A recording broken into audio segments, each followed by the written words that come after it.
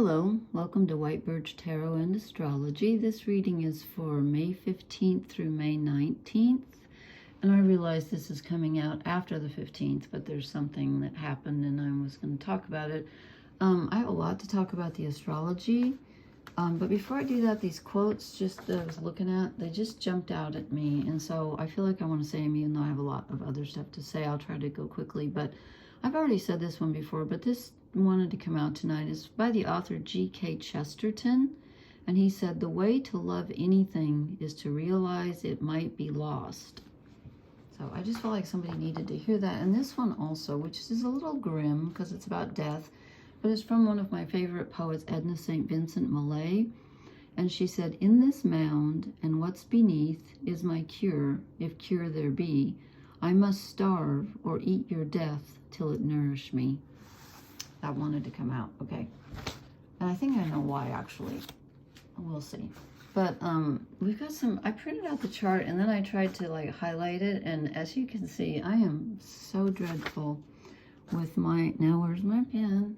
I lost my red pen that I point with, pencil. Seriously, I'll have to use a pen. Okay, whatever. I made this line here and I was so proud of myself because it was straight, and then I thought, no, it's too thin, I'll make it bigger, and then look what happened. I'm just horrible. You know, I actually won an art contest thing once when I was in grade school, and I was shocked because, again, look at this, like I can't do anything.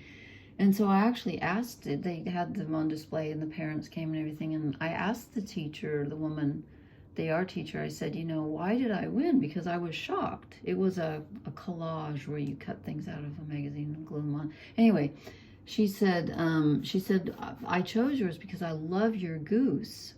Well, there was no goose. Part of it was drawing. There was no goose. It was a bluebird. And I thought it was a really lovely bluebird, but apparently it looked like a goose. So anyway, okay. Okay, so here's the weird thing. So I looked at the astrology, and I'm going to tell you all the things all quickly, just because there's a bunch of stuff, and I won't go into detail because it'll take me all night. But here's the weird thing. So I thought, well, I'm doing this between May 15th and May 19th, but I'll just print it out for a random time on the 18th. I just chose this at random, Saturday, May 18th at 7 in the morning in New York. I just randomly chose that, and oh my God, look what happened. We have a kite. I didn't even notice that because the moon moves so quickly. Had I chosen, you know, half a day later or earlier or whatever, this wouldn't have been. I looked at that and I thought, oh my God, we're going to have a kite. That's important. That's really important. So here's what's happening. And I'll just go through this quickly. So we just had Mercury move into Taurus. So Mercury, your thinking then is a little bit more slow and grounded and realistic and practical, and that's good because it's really good for manifesting and being practical and making plans and, you know, enjoying the moment, living in the now. The negative side is you can get a little bit stuck in not so much details because that's more Virgo, but you can get kind of stuck in the mundane and the day-to-day, and you think, oh, I have to do this and I have to finish that, and you don't dream as much. You're more like day-to-day. Okay, that's the negative part of Mercury in Taurus. And then Mercury on the 17th, I'm doing this, oh gosh, I don't even know what day this is. I didn't bring in my phone. I think I'm doing this Wednesday night into Thursday morning, so I think tomorrow's the 17th. Anyway, on the 17th, which would be tomorrow, no, tomorrow's the 16th. I don't know what day it is. Yeah, right. Tune in and find out what day it isn't. Mercury squares, that's why I took a different color here. Took the orange, my least favorite color. Mercury is making a negative aspect to Pluto. So Mercury moves into Taurus and then 2 days later makes a negative aspect to Pluto in Aquarius. So I'm like, okay, what is this about? Pluto is the subconscious, the ruler of the underworld, and a square is where you keep bumping into something. So, and let me explain everything else first, and then I'll tell you why this is important. But positively, we have Venus. Okay, where am I? We have No, we don't. Yes, but you know, there's something wrong. Okay. I've been getting this planet mixed up all night, and I don't know why in my mind. Okay, we have Venus conjunct Uranus on the 17th. Venus is your relationships, who you love, what you love. Uranus is sudden, like unexpected, can be communication. So you could get an unexpected communication or feeling or whatever about someone that you know. And since it's in Taurus, I feel like it's going to be some kind of a message or something. And that's very positive. It could be a romantic, you know, connection. You could manifest something because we have so many positive things. So we have the Sun is conjunct Jupiter. They're both in Taurus.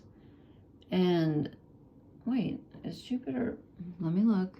Yeah, it's still at 28 degrees Taurus. It looks like on the chart, the way they've drawn this, I guess they didn't have room, but they are both in Taurus. So we have all this like grounded energy, and the Sun is your purpose, and Jupiter is luck and expansion. So everything feels really expansive. And if you'll notice, the personal planets, every single one of the personal planets is conjuncting something larger than itself. And the only negative one is this Mercury, which is our mind, which I'm going to talk about in a minute. So we have the Sun conjunct Jupiter. So that's like your purpose and, you know, your desire, your whole reason for being here gets expanded. This is wonderful. And it's something doable because it's in Taurus. And then on the 19th, we have the Sun sextiling Neptune. So here's another like imagining, envisioning, and, you know, Neptune's in Pisces where he's so strong. The strongest character, and look, he's at the top of the kite. Dreams can come true.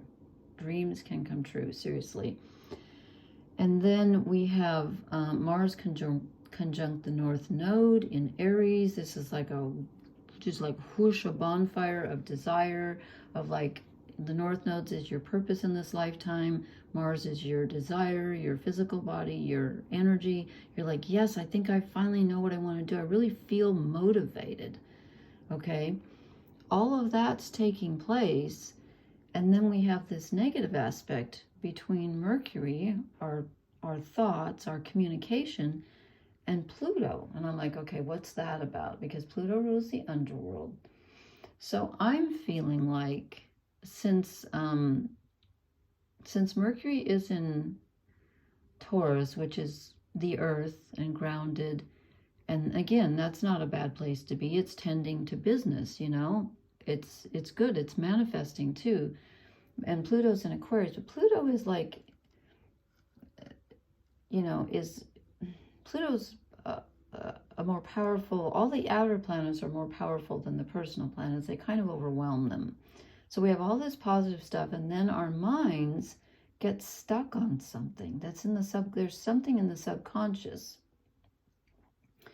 And it's in Aquarius, which is the future. So it's kind of affecting the future. The past is kind of affecting the future.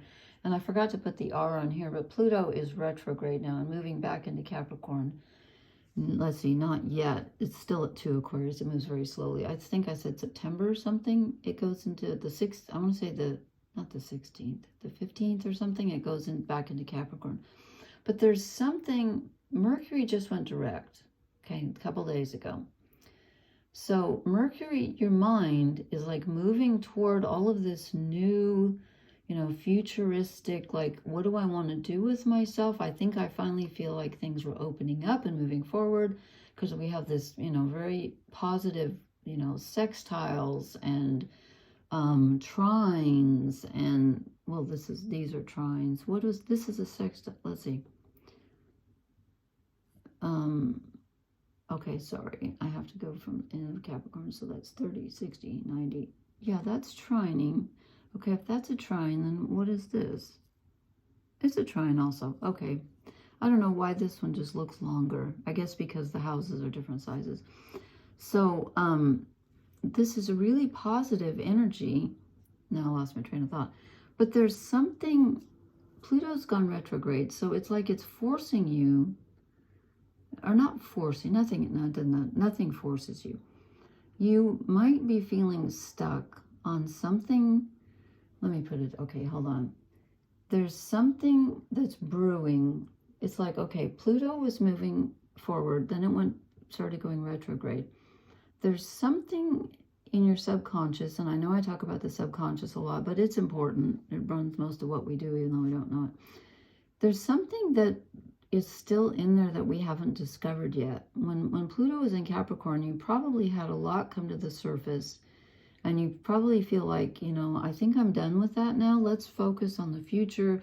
Let's focus on the positive. I'm tired of examining what's, you know, where I've been limited, or where I'm stuck in grieving, or where I'm stuck in the past, or old subconscious patterns. But Pluto's saying, hold on, hold on. I know you want to think about the future. I know you want to make plans in Taurus that are real. But there's something that I have found down in the mud of the subconscious, not to denigrate the subconscious, but something down in the depths. There's something else that you haven't realized yet that I'm just now discovering, because I'm going back to make sure I haven't left anything behind. There's one more treasure left in Capricorn. There's one more healing that needs to be done. And this is a big one. So, as you know, who said, you know, okay. So, and again, we're not going to realize it, I don't think, right now, because we're feeling a little bit, with a square, we're feeling a little bit trapped. It's like you have all this positive energy, and then every time you try to do something, it doesn't work out right. You're like, why am I still bumping my shins on this rock that's standing in my way? I thought I was done with this. Well, you're not quite, but you know what? You've got a lot of cosmic energy on your side, and yes, you might have to go back and look at one more thing, but when you do, it's going to unlock the key, and because all of this is starting to move forward, okay? And again, I don't have time to go into detail about all that. I'd love to, but if I ever figure out how to, I'm going to practice doing a live with my friend this weekend online, so I can do some classes. I really want to do some astrology stuff. So I've drawn some cards. Let's see if I can make sense out of them, because this is a lot of energy. And again, it's going to depend on where your planets and stuff are. But I start off with the Knight of Pentacles. I'm trying to equate this with our, you know, what's going on in the sky. This is Earth energy. This is probably Mercury moving into, well, we have Mercury in Taurus, we have Sun and Jupiter in Taurus, we have Venus and Uranus in Taurus, so we have a ton of Earth energy. So we're being asked to slow down. So yes, things are going to happen, but they're not going to happen in the blink of an eye. It's going to take some work. Well, what doesn't? But it's going to be slow but steady progress is how I would put this. But it's a gift. It's an actual, something real that you can hold in your hand that's finally being built, okay? And then we have the Queen of Wands. Okay, here comes our libido. Here comes our desire. Here comes our motivation. Waking up again and saying, you know what? I'm in the mood to move forward. I really want to go now. I'm in the mood. And this is feminine energy. And let's see, who's in Aries right now? Mars. Mars is conjuncting the North Node in Aries on the 19th. That really gives us a push of, you know, I want to move ahead. But it's the Queen, not the King. And that's okay. But there's a bit of a, that slows it down just a bit. And again, it could be something to do with, I feel like the relationships figure very heavily in this, because of the Venus conjuncting Uranus and so much Taurian, so many planets in Taurus, which is ruled by Venus. So it could be something to do with relationships. And then here comes the Plutonian energy, okay? Here comes perhaps the reason that Pluto is moving back into Capricorn. And by the way, this is Capricorn's card, aren't we lucky? There's something that you need to look at, and I'm gonna show the next card with it, because these two I think go together. Judgment and the Devil. This is looking at the past, present, and future. There's something that you feel like is holding you back, and you may not even, again, you may not even know exactly what it is, but you feel like you're being held back, you're chained to something.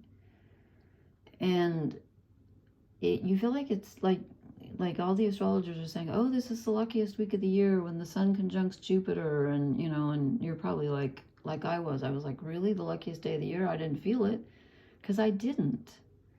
I feel kind of stuck. But we get a chance now with this, even though Mercury squaring Pluto isn't comfortable, you get a chance to take a second look at something. And again, when Pluto moves back into Capricorn, I think it's going to become evident. But you may not have to wait that long. But here's Judgment. So here's where we get to take a look at the past, present, and future, and say to ourselves, what from the past is holding me back? How's it affecting my present? And how's that, because the present affects the future, the past affects the present, which affects the future. It's all tied in. You can't really separate them. So you need to, there's probably something that you're going to need to change. I don't see, well, we have one sword coming up, so let's see, because I think it's about emotion and feeling. But then we get the Nine of Cups. I think this is the Sun and Jupiter, if I'm not, the Sun and Jupiter, that makes no sense. Sun in Sagittarius? No. Sun conjunct Jupiter? Okay, it's something to do with Jupiter and Pisces.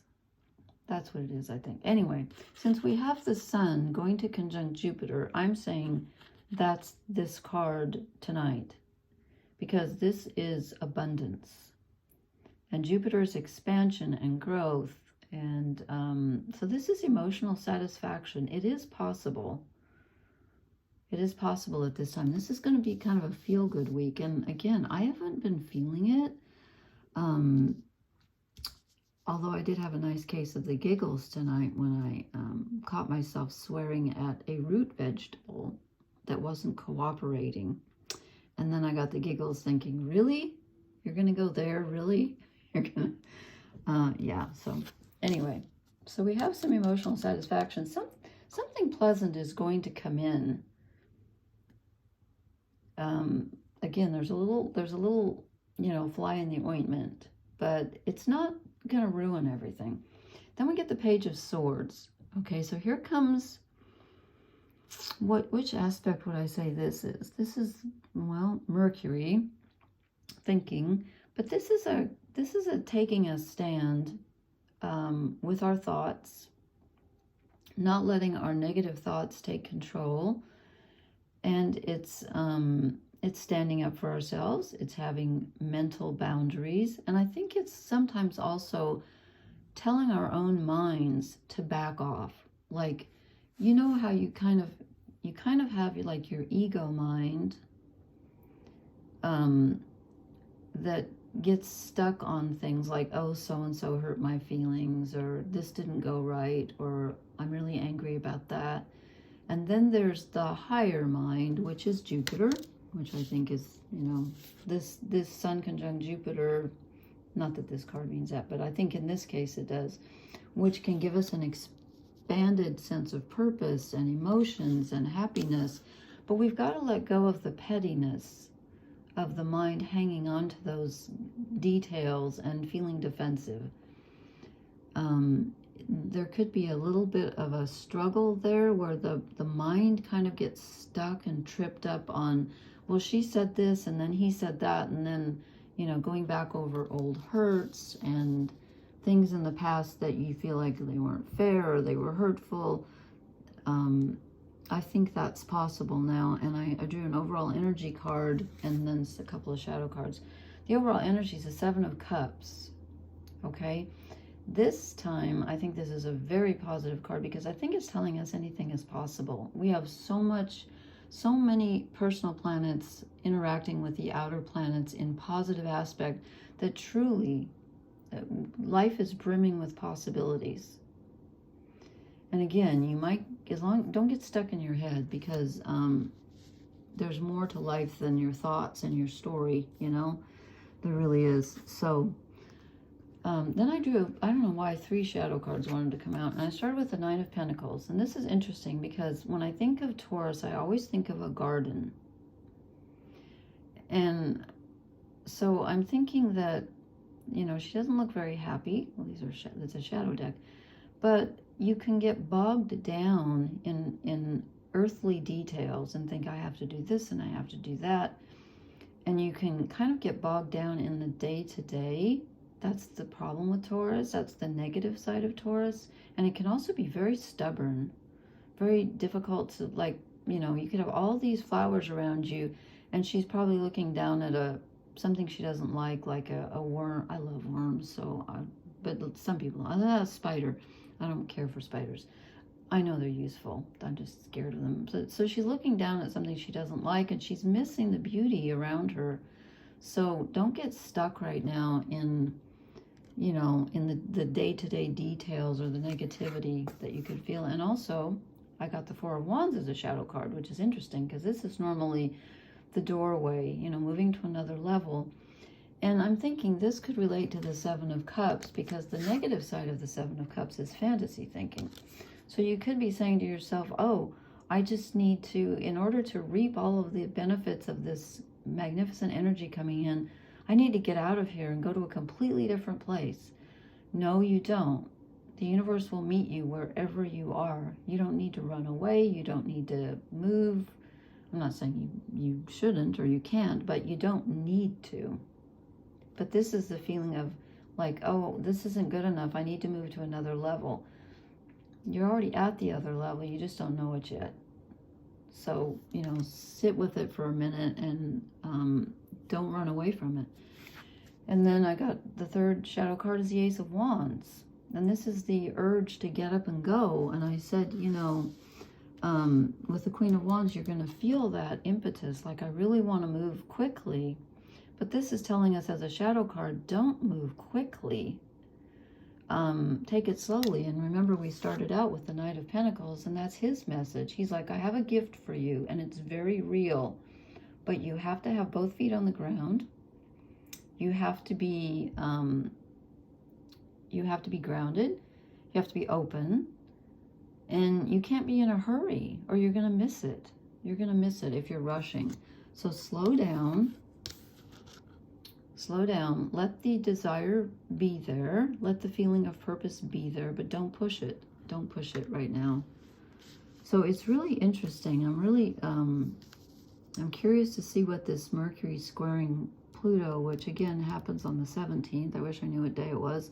I think that is, I can't remember if tonight's the 6th. I always do this like right at, you know, it's like 1 in the morning or 2 in the morning, so I can't remember now if today's the 16th or tomorrow. By tomorrow, I mean tonight. Sorry, I'm time challenged. Anyway, I hope this was helpful. Do I want to draw an oracle? Okay, just one oracle card, just to see if we can tie it all together. I think it kind of ties together though, but this one's falling out, so we'll just do one more quick. Interesting with all this Taurus energy. By the book. Yes, 1 page at a time. Yes. And you know, when I see this card too, I sometimes think that we think we have to do everything by ourselves. And we forget that we do have help, not only from our guides, our loved ones from the other side who've already passed on, but also from, you know, these planets which represent, if you believe in a divine connection or energy or whatever, I mean, the field that ties us all together, the personal planets are getting blessed at this time with their connections with the outer planets, which to me represent, you know, higher energies. So, you know, you don't have to, you might have to go through the steps, yes, but you're getting helped at this time. So don't forget that. You know, just do what your intuition tells you, and you're gonna get some really good some good help at this time. Okay, anything's possible. All right. Okay, thank you so much. Please hit the like, share, and subscribe buttons. I will post again soon, and please leave me a comment. I love to hear what you think. Thank you so much. Good night.